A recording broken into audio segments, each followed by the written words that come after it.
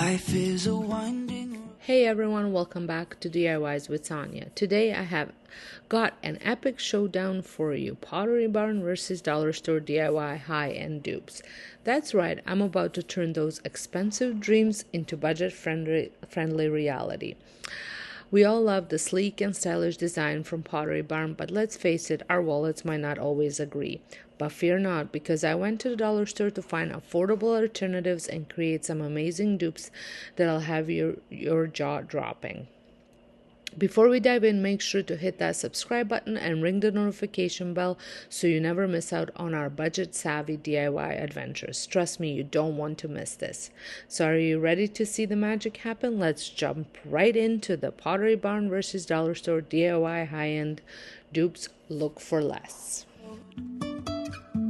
No telling where it goes. Driving through days and nights. For my very first high-end dupe, I'm going to fill this pot up with water because I need to melt some candle because I'm going to be recreating these candles. As you can see, they go up to in price to $89, which is a little bit too much, but I absolutely love how just how cozy they feel, and they don't feel like Valentines screaming in your face. So I had this candle on hand, and then at Dollarama I found this heart-shaped bowl for $4. It was in with all of their kitchen ceramics, so I thought that was a pretty good dupe for the other candles. So I melted my candle, and then I'm going to use the wick that was in there and just add it to the bowl. I used a little bit of just some of that candle wax as glue for the bottom of the candle, for both the one that had the little metal piece and for the other two, just to keep them in place. And I'm also using chopsticks just to wrap the wick around. The one thing that I'm going to say with the wick wasn't very waxy, so it did cause a little bit of an issue, but nothing too much. But I should have picked up another candle because there wasn't as much of wax as I would have liked it to. So just keep that in mind. If you want to have the bowl full, get another candle. You can also get scented candles, or if you want, you can add some of your own scents, like the essential oil scents. Now I always get a little confused with that because I've read that certain essential oils cannot be used in the candles because of their smoke point or something like that. I don't know. So just make sure you research that and use the right stuff. So this is it for this dupe. It was very easy. You just want to allow it to cool off, and that's it. That's all it took, and it cost me literally, if I were to fill it up completely, it would cost me $7 to do so, because 2 candles would be $3, and then the bowl was $4, and I think that's a much better deal and leaves room in my budget for other things. I also want to let you guys know not to forget to trim the wick. I left mine out because I'm going to be adding more wax. So next one is back at Dollarama again, because Dollar Tree did not have any of these kitchen cloths that I was looking for. So we are going to be duping this pillow. This pillow was $30, and I thought, first, I don't want another pillow, and second, I usually, if I buy a pillow and pay $30 for, I want to be able to use it a little bit longer than just one season.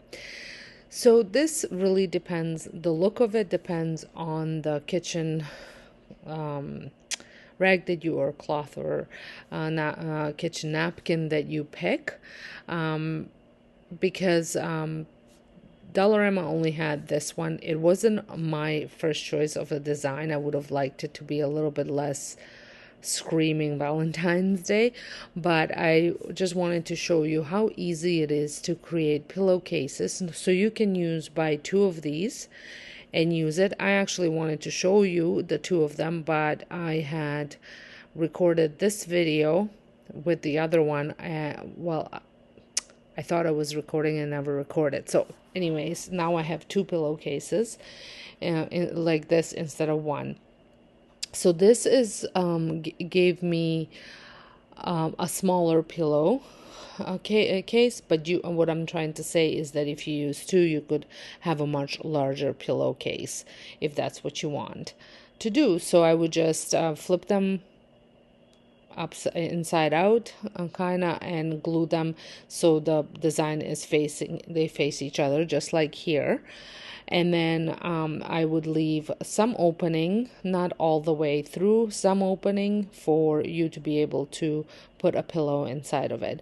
You can also stuff this, but then you have another pillow to store. So I'm trying to avoid having pillows to store if I can help it. When you are flipping it over, so you want to make sure that your glue dries up good and solid before you flip it over, because otherwise your sides will come apart, and you just want to take your finger or a pen and push out the corners. Very simple DIY. You can make these with blankets, you can make these with like I said, kitchen rags. Why is it that I can never remember what the kitchen cloth is called? A kitchen towel. I should just call it that.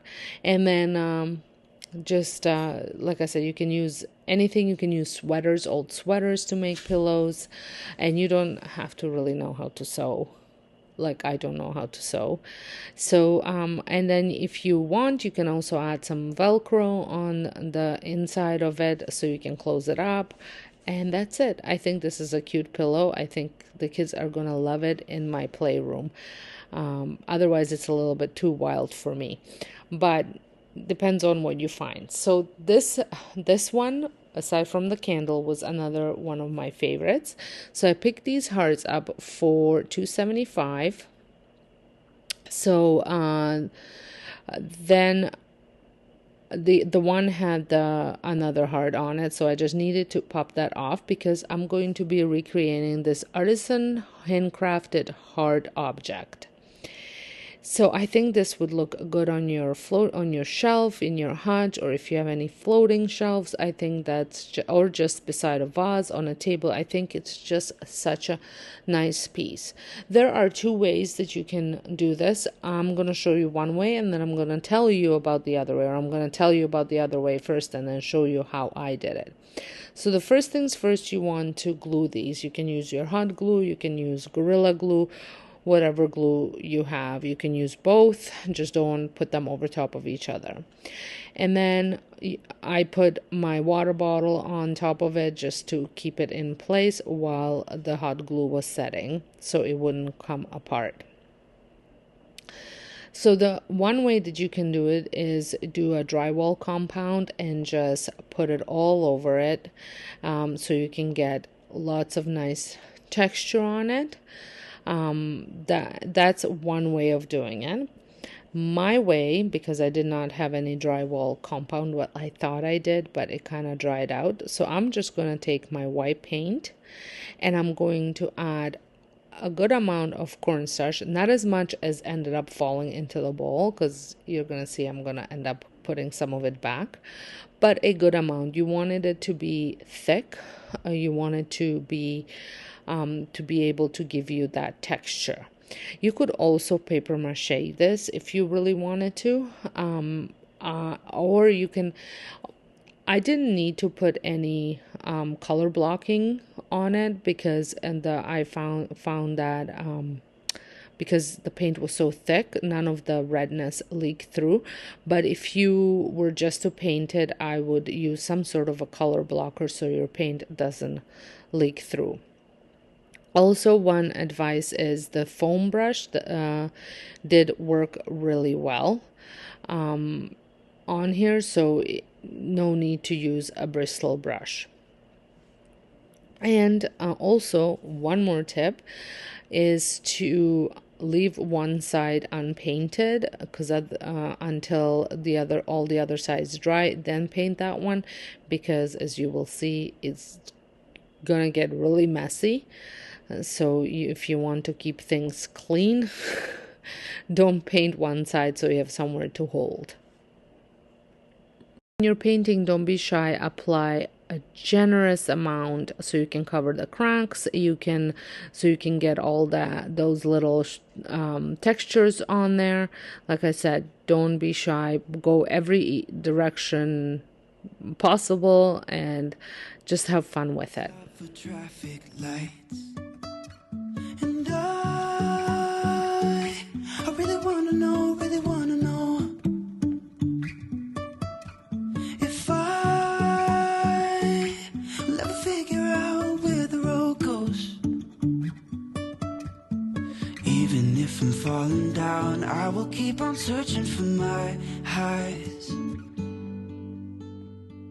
You can say I lost my mind. So I absolutely love with the way this turned out. I could put a little bit of drywall compound on the cracks so you can see them, but other than that, I absolutely love it. For this last one, this is not from Pottery Barn. I did come across this at HomeSense, and for two of them, it was $16.99. I really like the look of it. I do not want to pay, again, $16.99 for two of them. I had a piece of burlap on hand from, I think it was called burlap.com, but you could find, I know Dollarama sometimes has them as well. You could also use, if you watched my previous videos, you can use the drop cloth that you can buy at Dollarama.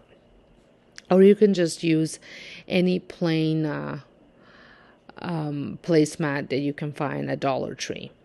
So I went ahead and just I had this heart stencil, so I traced it out. You could also use your Cricut machine. I just wanted to show you, if in case if you don't have a Cricut machine, how you can do it. You can also, if you're a good drawer, you can draw a heart, and then I just cut them out. I cut out how many I thought I needed. I think I used 8 of these. So I don't know how you would cut a stencil to do what I did. I think you need the hearts to do this. You can fringe the outsides of the if you're using burlap or the drop cloth, so you can fringe those. If not, that's okay too. I'm sure it's gonna look just fine without getting fringed. So I put these in place. I use my fingers to space them out evenly. I went with 2 from the outside corners, and then obviously 2 in the middle, and then I just tried to kind of eyeball it to be the height distance equal. I used packing tape to secure the hearts to the placemat. You can use painter's tape. I cannot find mine, or even duct tape would work if you wanted to. You just want something that's not gonna come out of the sides of the heart. So once you have them all in place, you want to get your paint ready. And I'm going to be using Deep Red. It's an acrylic paint from Dollarama. I'm pretty sure Dollar Tree has them too. You can really use any paint. Any red paint. You can even use pink, purple, any kind of paint that you want. I just did red because that's what the original piece had. I tried with a foam brush. It did not really work, so I ended up switching to a bristle brush. Another tip that I'm gonna give you is it works much better if you wet your brush as well as spray down the placemat.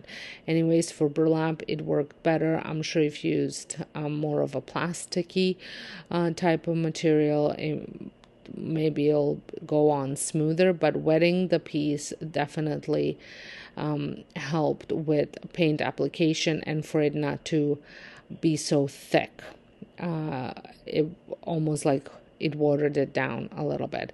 But definitely switching out the brush for the bristle brush, which you will see in just a minute, worked so much better. Keep on holding my head high, even if the sky is falling down.